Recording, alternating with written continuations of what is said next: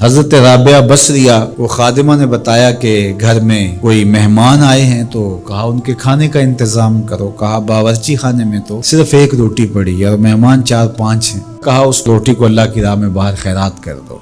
کہا ٹھیک ہے، کر دیا۔ تھوڑی دیر کے بعد دروازے پہ دستک ہوئی، پوچھا من دق الباب، کون ہے دروازے پہ؟ کہا فلاں کا فرستادہ غلام ہوں، ہمارے آقا نے آپ کے لیے کھانا بھیجا ہے۔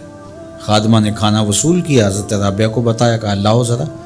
دیکھا، کپڑا اٹھایا تو وہ 5 روٹیاں تھیں۔ کہا اس کے آقا نے کسی اور گھر بھیجا ہوگا، غلطی سے ہمارے گھر آ گیا ہے، یہ کھانا واپس کر دو۔ کھانا واپس کر دیا۔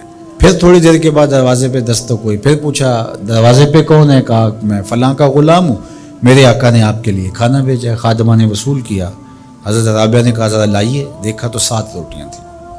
کہا اس کے آقا نے کسی اور گھر بھیجا ہوگا، یہ غلطی سے ہمارے گھر آ گیا، اس کو بلاؤ اور واپس دے دو۔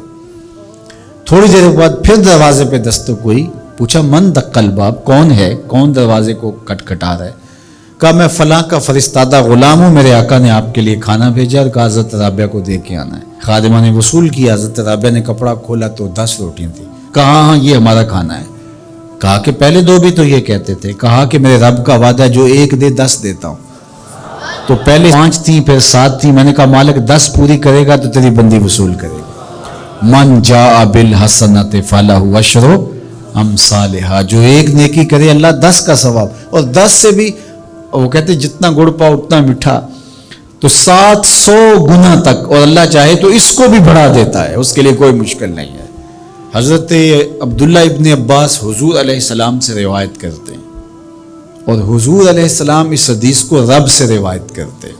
حدیث قدسی ہے، ان اللہ کتب الحسنات والسیئات، بے شک اللہ تعالیٰ نے نیکیاں بھی لکھی ہوئی ہیں اور اللہ تعالیٰ نے گناہ بھی لکھے ہوئے ہیں۔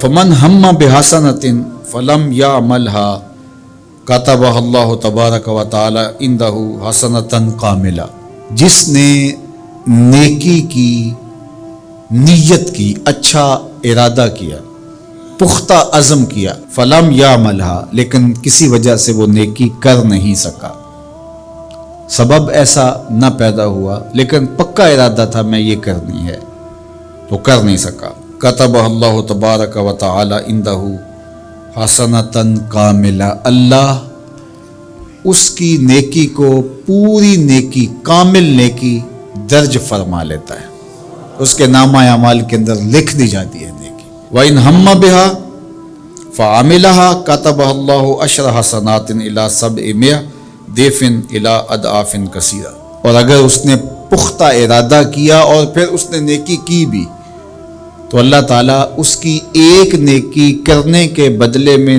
10 سے لے کر 700 گنا تک لکھتا ہے۔